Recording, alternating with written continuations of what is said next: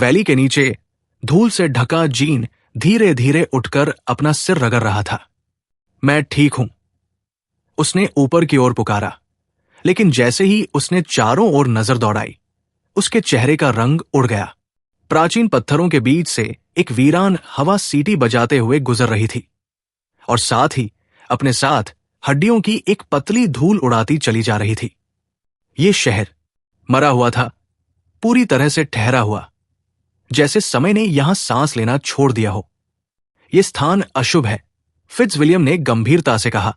हमें यहां नहीं रुकना चाहिए। रुको, अरबेला लगभग चीखी।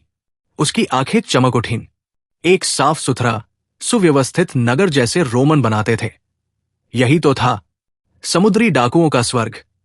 उसने अपने पैरों के पास पड़ी एक सिक्के को उठाया। उस पर उभरी थी एक एस और एक कच्चे हाथ से उकेरी आंख। ये स्टोनाइट सैम का निशान है, जैक। ये उसका द्वीप है, वही पायरेट किंगडम जिसकी हम तलाश कर रहे थे। जैक के चेहरे पर एक चालाक मुस्कान फैल गई। और हम बस यूं ही यहां पहुंचे? जी ने नीचे से पुकारा। हम तलवार खोजने आए थे, जैक ने कहा, और लगता है कि तलवार ने हमें यहां बुलाया। अरबेला की आंखें धीमे से चमक उठीं। हां, जैसे उसने हमें खींचकर यहां ला दिया हो। लेकिन आसमान में उठता हुआ काला समुद्री तूफान उस शांत क्षण को चीरता हुआ आगे बढ़ रहा था। पिरामिड की तरफ जाते हुए हवा अब कटीली आवाजों में बदल चुकी थी। बेलें दीवारों से ऐसे लिपटी जैसे जहरीले सांप हवा में झूल रहे हों। महल का अंदरूनी हिस्सा फिर भी शाही था। धूल भरी हवा में विशाल हॉल हल्का सा कांप रहा था। फटे हुए झंडे, मकड़ी के जाल और टूटे हुए दीप सब किसी भूली हुई सभ्यता की चुप्पी बनाए खड़े थे। फर्श पर उकेरे गए देवता और योद्धा मानो आंखें खोलकर उन्हें देख रहे हों। क्वेट्ज़लकोअट्ल का विशाल चेहरा बीचों बीच फैला था। कुछ ठीक नहीं, तुमेन ने बुदबुदाया। तो इसका मतलब हम सही रास्ते पर हैं, जैक ने उत्साहित होकर कहा। और तभी जमीन उनके पैरों के नीचे से गायब हो गई। तुमेन की चीख गूंजी। फिट्जविलियम ने उसे पकड़ने की कोशिश की, लेकिन उसका वजन दोनों को खींच ले जा रहा था। जैक ने फिट्जविलियम के पैरों को पकड़ लिया, जीन ने जैक को, और सब मिलकर मौत की खाई में फिसलते चले जा रहे थे। अरबेला, अपनी स्कर्ट फाड़ो, जैक चिल्लाया। क्या? बाहरी वाली। बिना सोचे अरबेला ने कपड़ा फाड़ा, उसे एक टूटे स्तंभ से बांधा और जीन को थाम लिया। तनाव से उनके हाथ कांप रहे थे। But they held. खाई के नीचे काली सड़ांध भरी झील में कुछ विशालकाय और बेहद खतरनाक हलचल करता दिखाई दे रहा था। जैक ने बस इतना कहा, नीचे मत देखना। वे आगे बढ़े और फिर रुक गए। सिंहासन कक्ष में हजारों कंकाल घुटनों के बल झुके हुए थे और उनके सामने विशाल पत्थर के सिंहासन पर स्टोनाइट सैम बैठा था। एक चमकदार ओनिक्स की आंख अभी भी उसकी खाली कपाल में जड़ी थी। उसका पंखों वाला विशाल टोपी समय और तूफान से लगभग अछूती उसे अब भी राजा जैसा रूप दे रही थी। सब एक ही पल में मरे, अरबेला फुसफुसाई। जैक नजदीक गया और अचानक रुक गया। सैम का बायां हाथ गायब था, वही हाथ जिसमें लेजेंड्स के अनुसार तलवार होनी चाहिए थी। ऊपर से लटकती रस्सी का फाहा टूटी छत से झूलता हुआ बताता था कि कोई हाल ही में आया था और तलवार ले गया। जैक ने निराशा में अपना बैंडाना फेंक दिया, लेकिन फिर उसकी नजर पड़ी सैम की गर्दन पर एक चेन और उस पर एक पुरानी धातु की चाबी। जैक मुस्कराया। राजा हो या समुद्री डाकू, खजाना दोनों को प्यारा होता है। उन्होंने महल को छान मारा, लेकिन सब खाली था, जब तक कि जैक ने अचानक फर्श के नीचे छिपी एक दरार महसूस न की। चाबी घूमी, एक गुप्त दरवाजा खुला। जैक ने मशाल नीचे फेंकी। उसकी लपटें जब घूमती हुई नीचे पहुंची, सुनहरी रोशनी कमरे में फैल गई। राजा की कसम, फिट्जविलियम बुदबुदाया। नीचे सोने से भरा एक कमरा चमक रहा था। अरबेला चकित सी बैठी थी, पूरे गहनों से लदी हुई, मोती की लंबी मालाएं, उसकी उंगली जितनी मोटी सोने की जंजीरें जिन पर रुबी जड़े लटकन लटक रहे थे, हीरे और पन्नों वाली कंगने, उसके सिर पर एक छोटा सा ताज टेढ़ा रखा था। आमतौर पर उसे इतने नाजुक लड़कियों वाले गहने पसंद नहीं आते थे, लेकिन ये अलग था। उसने जीवन में कभी इतना सोना, इतनी खूबसूरत चीजें नहीं देखी थी। चारों तरफ चमकदार खजाना बिखरा था। खुदे हुए क्रिस्टल के प्याले, सुनहरे हत्थों वाले छोटे छोटे सुंदर खंजर जिनके सिरे पर एमेथिस्ट पत्थर जड़े थे, पीले चमकदार पीसेस ऑफ 8 से भरे हुए संदूक, ठोस कीमती धातुओं से बनी मूर्तियां, कुत्ते, जगुआर, देवी देवता और स्वर्गीय पक्षी। कॉन्स्टेंस ने एक काले ओनेक्स की बिल्ली से प्यार से सिर रगड़ा, जिसकी आंखें बड़े बड़े रूबी से चमक रही थी। जैक ने भी गहनों का एक हिस्सा खुद पर डाल लिया, क्योंकि ले जाने का और कोई तरीका ही नहीं था। लगभग सारे पुराने संदूक सड़ चुके थे और उनका खजाना जमीन पर बिखर गया था। सिर्फ एक संदूक ही बचा था जिसमें खजाना भरकर ले जाया जा सकता था, और वो भी पहले से भरा हुआ था। ठीक है, पहली खेप के लिए इतना काफी है, जैक ने कहा, और कुछ और अंगूठियां अपनी जेब में भर ली। पहले इसे जहाज पर ले चलते हैं, फिर बाद में बाकी लेने वापस आएंगे। ट्यूमेन हंसा। जीन खुद को कंगनों और ताज में सजाए पोज दे रहा था। मुझे लगा था ये द्वीप पर अब फंसना एक डिजास्टर होगा, जीन ने स्वीकारा। लेकिन क्या रोमांच, क्या किस्मत हम पर मेहरबान हुई है। किस्मत की ही बात करें। अब मुझे अपने पिता की दौलत की जरूरत नहीं, फिट्जविलियम बुदबुदाया, हाथ में पूरा सोने का बना सजावटी तलवार लिए हुए। वो चाहे तो मुझे अपनी जायदाद से निकाल दे, मुझे परवाह नहीं। मैं इंग्लैंड लौटूंगा अपने दम पर। मैं जो चाहूं वो कर सकती हूं।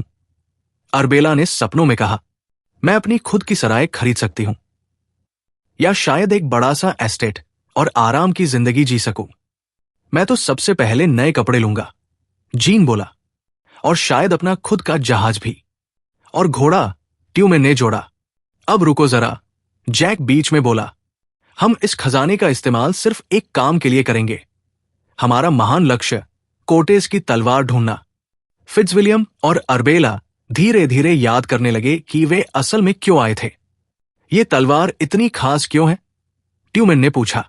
जहां जाती है लोग मरते ही मरते हैं, इसमें महान शक्ति है, जैक ने कहा, आंखें चमकते हुए। सोच को धुंधला करने की शक्ति, साम्राज्य जीतने की शक्ति, राजाओं को बनाने की शक्ति। ये शक्ति हमारी हो सकती है, और सबसे जरूरी, हम इसे उन समुद्री डाकुओं से दूर रख सकते हैं जो इसके पीछे पड़े हैं। शायद इस बहाने हम कैरिबियन के समुद्री डाकुओं से हमेशा के लिए छुटकारा भी पा सकें। फिर समंदर हमारा होगा। सब उसे घूरने लगे। जैक, आखिरी हिस्सा थोड़ा ज्यादा महत्वाकांक्षी नहीं हो गया? अरबेला ने कहा, फिर मुस्कुराते हुए जोड़ा, लेकिन मैं महत्वाकांक्षा के पक्ष में हूं। बिल्कुल, ये एक महान कार्य है, फिट्जविलियम बोला। मैं अपनी तलवार, उसने सोने वाली बेकार तलवार को देखा, अपनी दूसरी तलवार अपनी बहन का बदला लेने के लिए अर्पित करता हूं। ट्यूमेन और जीन ने एक दूसरे को देखा। मैं बचपन से व्यापारी जहाजों पर काम करता आया हूं, जीन ने सोचा। मैंने काफी समुद्री डाकू देख लिए। हां, क्यों नहीं? समुद्री डाकू बुरे ही होते हैं।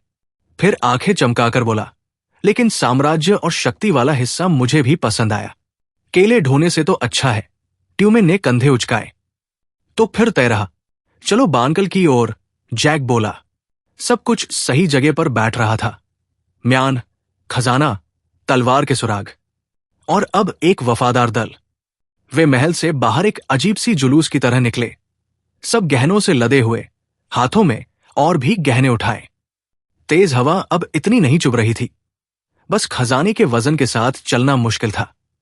लेकिन जैसे ही वे सिंहासन कक्ष में पहुंचे, जैक ने अचानक कहा, एक मिनट, ये क्या? वो फर्श पर किसी निशान को देख रहा था। अरबेला ने पहले ही कुछ अजीब पैरों के निशान देखे थे, लेकिन अब साफ दिखाई दे रहा था। वे सारे निशान सिर्फ बाएं पैरों के थे। Left foot Louis. ट्यूमेन और जीन चीख पड़े। अरबेला का चेहरा सफेद पड़ गया।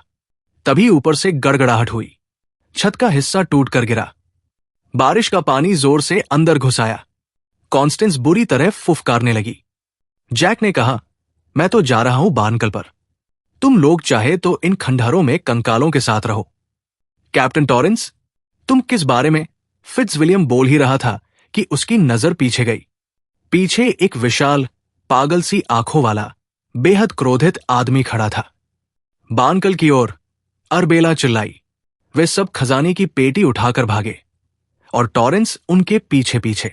जैसे ही वे पत्थर के फर्श वाले कमरे में पहुंचे जहां नीचे एक गहरा गड्ढा था, फिट्जविलियम चिल्लाया, हम इसे लेकर नहीं जा सकते जैक, इसे यही छोड़ना होगा। बिल्कुल नहीं, जैक गरजा। लेकिन अरबेला ने फर्श पर अपनी सुनहरी राजदंड से ठकठकाया। जाल बाहर जाने पर काम नहीं करते, सिर्फ अंदर आने पर। वे भाग निकले। टॉरेंस किनारे पर पहुंचकर फंस गया। बानकल के पास पहुंचते ही समुद्र उफन रहा था। हवा उन्हें धकेल रही थी। जीन ने चीख कर कहा, वो बाहर आ गया है महल से। टॉरेंस एक टीले पर खड़ा गरज रहा था। उसके सिर के ऊपर काले बादल घूम रहे थे और उसके ऊपर बारिश नहीं हो रही थी। वो तूफान का नाभिक था।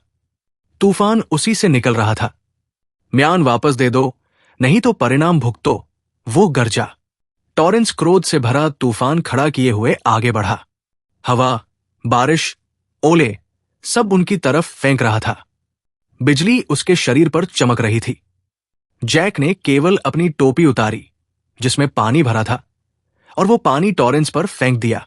धार, पानी और बिजली ने मिलकर भयानक विस्फोट किया। टॉरेंस बेहोश होकर गिर गया, धुआं उठता हुआ। ये क्या हुआ? फिट्जविलियम हक्का बक्का था। जैक ने मुस्कुराकर कहा, मैंने छोटे बेनी को जो पतंग और चाबी वाला खेल दिखाया था। उम्मीद है वो बड़ा होकर इसे याद रखेगा। जैसे ही टॉरेंस गिरा, तूफान गायब होने लगा। सूखा, चमकीला सूरज निकल आया। बानकल किसी तरह बच गया था। वे सब सवार हुए और निकल पड़े, लेकिन पीछे काले बादल फिर जमा हो गए। वो जा गया है, अरबेला फुसफुसाई। एक दूसरा जहाज भी वहां से जा रहा था, शायद टॉरेंस का, जिसकी टोली ने विद्रोह कर दिया था। अब वो इस द्वीप से कभी नहीं निकल पाएगा, जैक बोला। तूफान उसके गुस्से से बंधा है और वो कभी शांत होने वाला नहीं। सब तैयार हो जाओ, जैक चिल्लाया। फिट्जी, मुख्य पाल ऊपर करो। अरबेला, रस्सियां बांधो। ट्यूमेन, पता लगाओ कि हम कैरिबियन में हैं कहा। जीन, तुम पहिया संभालो।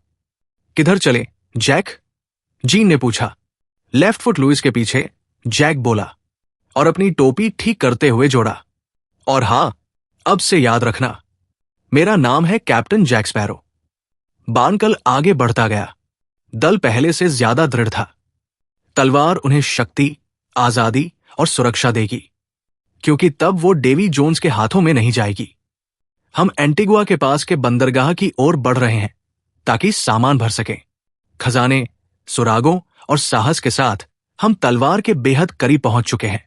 हालांकि मुझे अफसोस है, मैंने अपनी शानदार टोपी एक मूर्खाना बाजी में हार दी। लेकिन मेरे पास मेरा जहाज है, मेरा दल है और हमें कोई नहीं रोक सकता। शायद अगली प्रविष्टि कोर्टेस की तलवार पाने की कहानी होगी।